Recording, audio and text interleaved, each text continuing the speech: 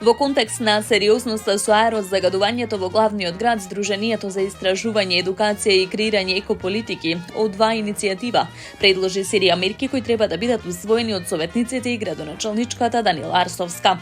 Целта на овие одлуки е значително намалување на аерозагадувањето и постигнување на законски зададени граници, кои за краток период ќе бидат двојно или повеќе пати пониски од сегашните, согласно новата ЕУ директива за квалитетот на амбиентниот воздух.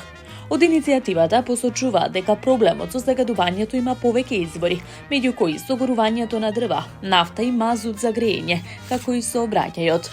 Од два иницијативата предлагаат 7 клучни одлуки: забрана за користење на нафта, мазут, јаглен и други загадувачи за грејење, филтри за согорување на дрва, зелената налепница за возилата.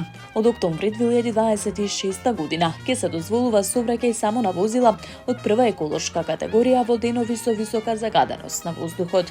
Забрана за користење на мазут и други енергетни материјали во индустријата. Мерката ќе се применува од 2030, а компаниите ќе имаат можност да аплицираат за субвенции.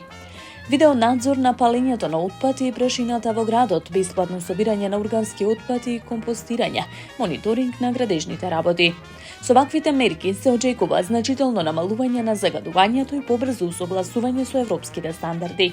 Од два иницијативата апелираат до советниците и градоначалничката да покажат зрелост и да ги усвојат овие одлуки, што ќе биде од најголема важност за здравјето на граѓаните и идните генерации.